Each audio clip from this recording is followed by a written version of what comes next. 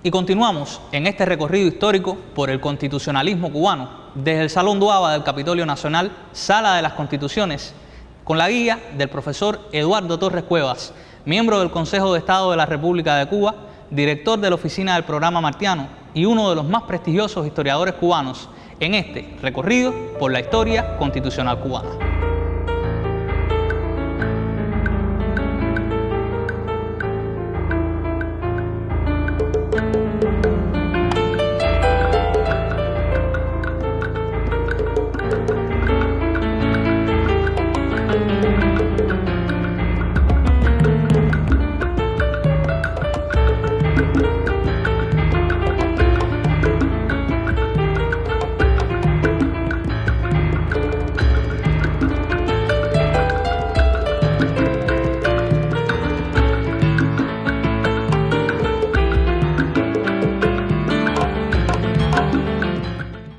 La intervención norteamericana se conoce que es como consecuencia de la voladura del acorazado Maine.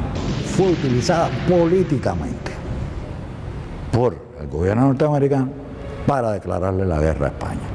Guerra que ya estaba prácticamente, España estaba agotada.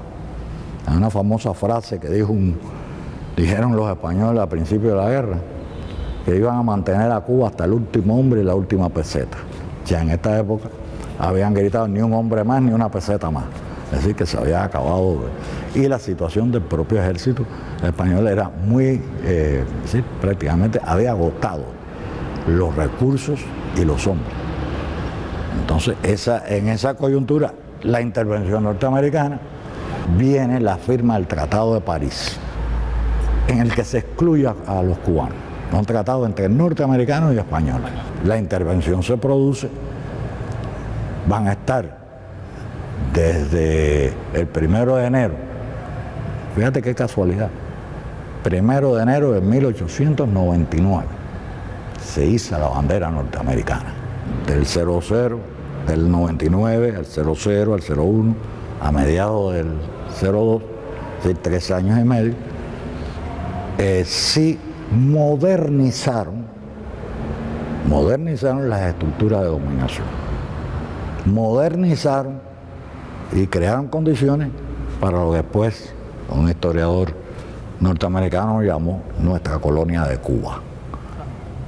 Y en esa modernización ellos tenían un compromiso por la Joint Resolution, por la resolución conjunta del Senado y la Cámara, que se había comprometido a que Cuba es y de derecho debe ser libre e independiente.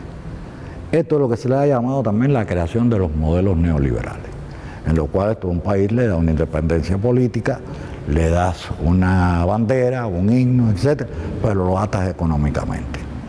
En este caso, el modelo de dominación neocolonial todavía no estaba muy perfilado, porque la enmienda Platt fue un grave error político para ellos y fue un modo de desarrollo de una conciencia nacional.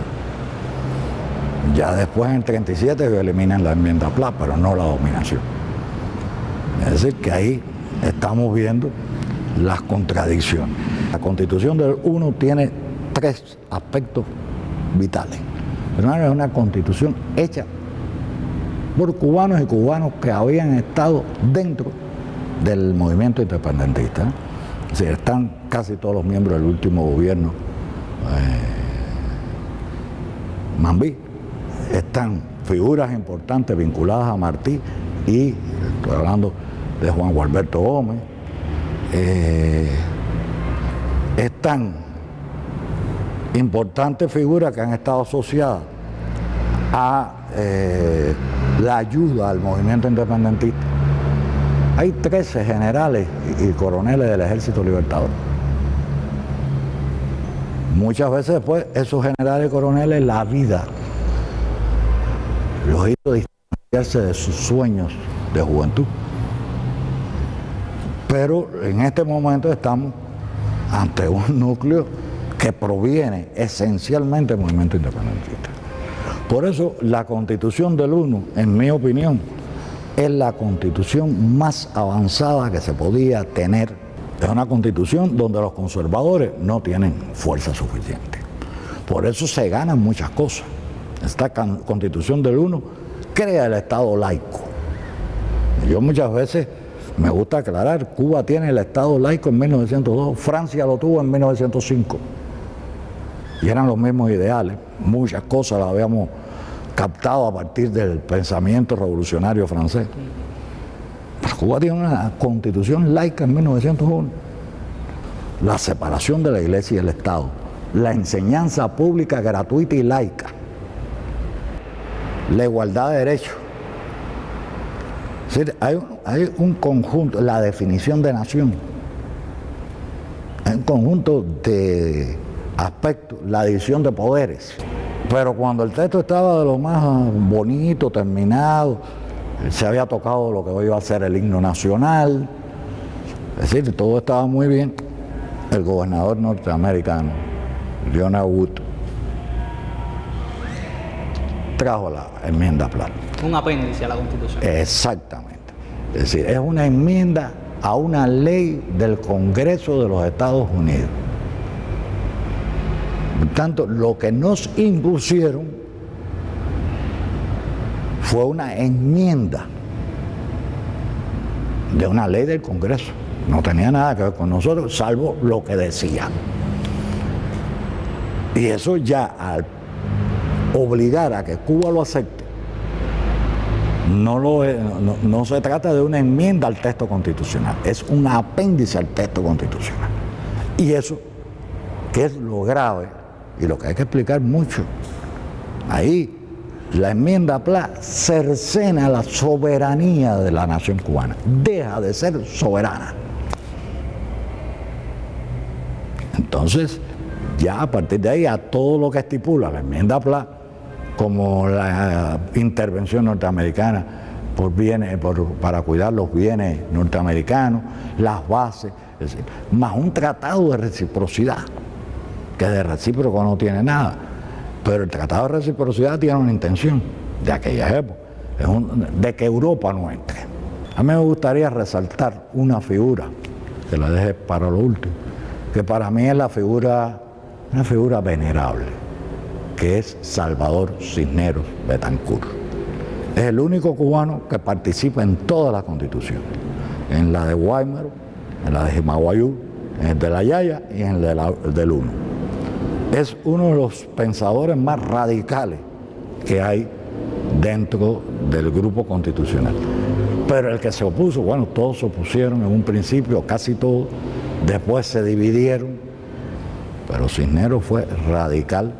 Y yo creo que es una figura venerable por haber participado en todas las constituciones, pero por su oposición hasta el último día de su vida a la enmienda Platt. Posición de principio. De principio. Indudablemente, uno de los problemas que tiene esta república es la crisis ideológica, que se convierte en crisis política a partir de, primero, la enmienda Platt, es decir, del apéndice Platt, pero además del modo en que algunos gobernantes vieron cómo gobernar.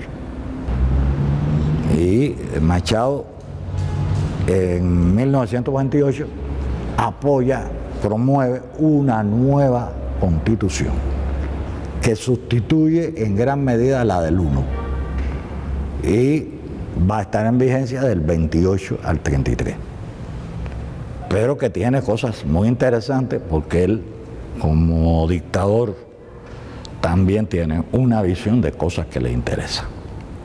Y la del 28 de Machado va a tener una función muy interesante. Por aquí mismo está, profesor.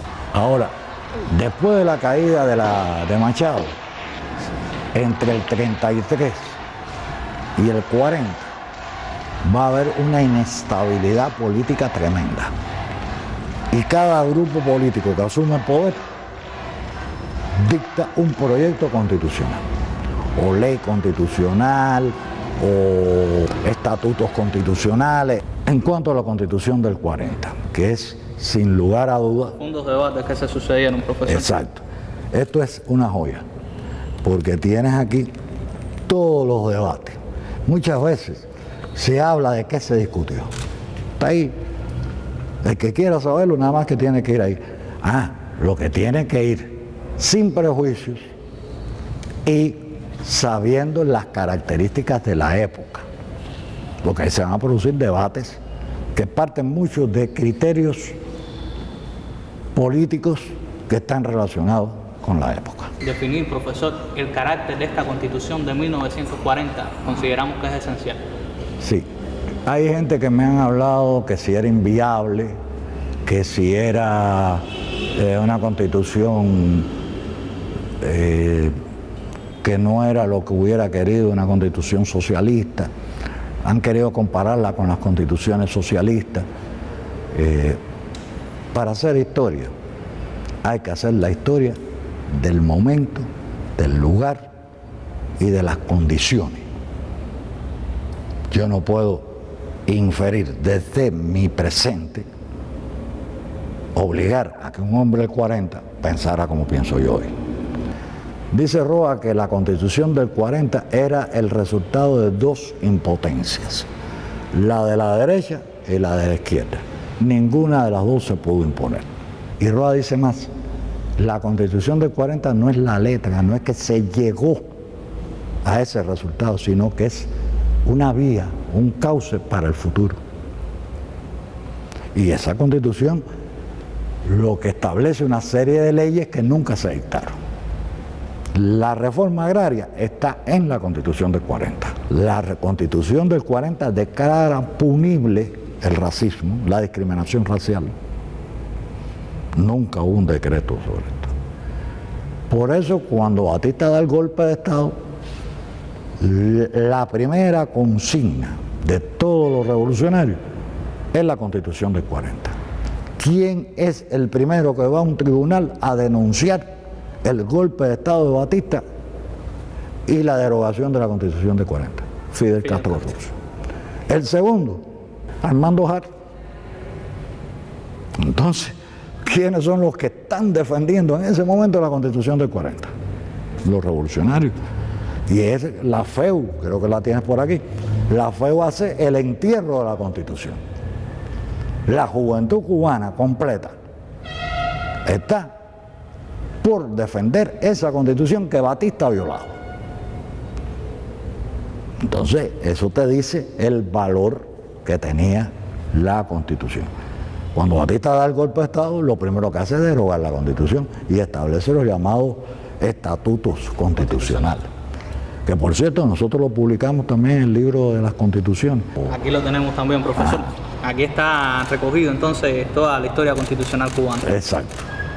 Es lo que hemos querido que cualquier ciudadano de nuestro país venga al texto constitucional, lo lea, cómo evolucionó esta historia que estamos haciendo aquí, que fíjate qué riqueza tiene y cuánto ha dado a este país.